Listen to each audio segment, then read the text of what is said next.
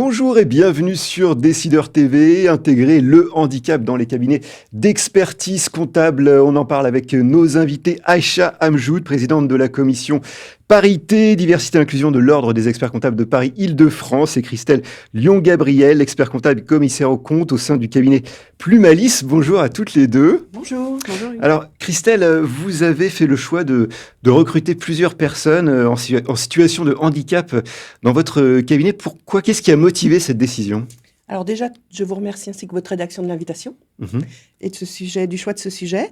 Alors pourquoi? Parce que je suis la pas toujours heureuse maman d'un jeune autiste et que j'ai compris très vite quand on voit la non-intégration au niveau scolaire et la non-intégration au niveau loisirs, santé et autres, que ça allait être compliqué aussi adulte. Ouais. Et du coup... Il y a un sujet d'intégration dans le monde professionnel qui se pose effectivement. Qui se posait et puis du coup...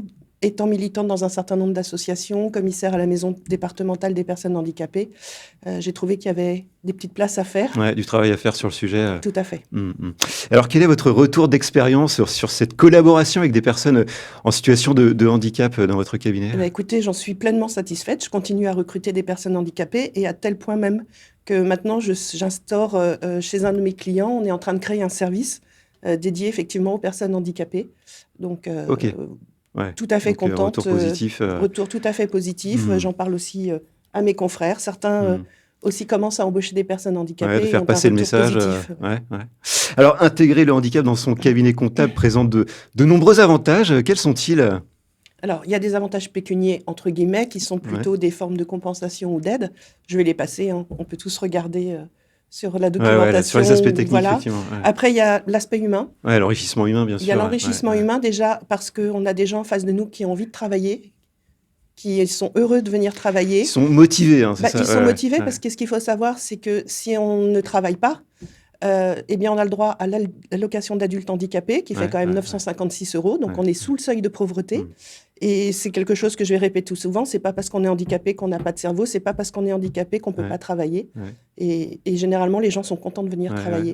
Donc, l'avantage, il est humain. Et d'autres avantages, peut-être Bien sûr. Il y en a un. L'année dernière, on a fait une petite table ronde sur le sujet du handicap à l'Ordre, où on invitait d'autres secteurs d'activité qui embauchaient des handicapés.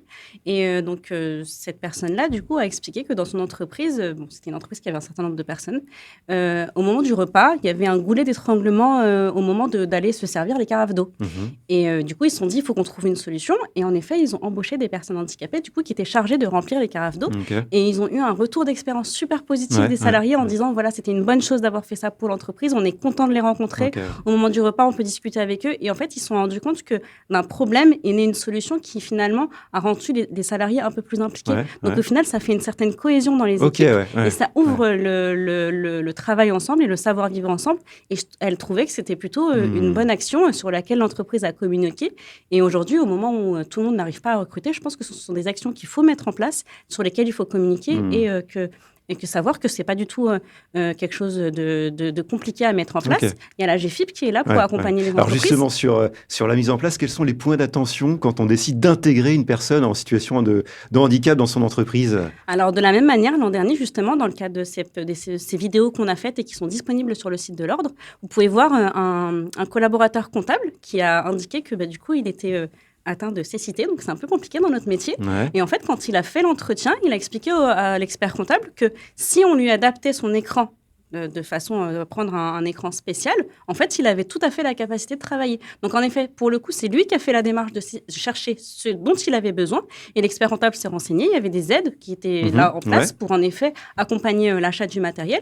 Et du coup, il était capable de travailler. Et comme il expliquait, il dit, c'est assez drôle. Aujourd'hui, on parle d'automatisation, digitalisation. Mais moi, avec mon handicap, il y a des choses, je ne pouvais pas les faire depuis très longtemps. Donc, j'ai cherché très vite à les automatiser. Et aujourd'hui, ce sont mes collègues qui viennent me dire, mais ça, en fait, tu le fais comment, étant donné que tu n'as jamais eu le papier, toi, en fait. Donc, en fait, ce sont des personnes qui ont des difficultés, qui mettent en place des choses et qui sont capables de, justement, les déployer à leurs collègues de toute façon très simple et très... et de façon, je trouve, ça met un petit peu plus de valeur ajoutée à ce qu'on fait. Christelle, quelque chose à ajouter sur les points d'attention? Il faut quand même vérifier l'adaptation du poste avec le handicap. Je prends un exemple qui n'est plus le cas dans nos cabinets, mais il y a encore quelques services où il y a des gros classeurs. Bon, voilà, on va éviter de mettre les gros classeurs à un endroit qui ne sont pas atteignables, de prendre quelqu'un. Il ne faut pas oublier non plus de parler à l'équipe du projet. Je prends un autre exemple. On va pas mettre responsable d'une personne qui a un handicap si elle n'a pas envie de le faire, parce qu'il n'y a rien de pire que faut dialoguer avec les autres. Je prends l'exemple, mon fils avait une accompagnante scolaire qui m'a avoué qu'en fait, elle avait demandé tout sauf des autistes. Voilà. Donc après, il a réussi, c'est lui qui a réussi à la faire sortir de ce créneau-là. Voilà, mais dans le monde professionnel, effectivement, vous pouvez vous retrouver avec des handicaps et une personne qui sera son tuteur et ou son chef d'équipe et qui pourra dire tout handicap sauf celui-là parce que c'est trop dur, j'ai le même à la maison, j'ai le même chez un des proches. Et puis ne pas hésiter à former les équipes.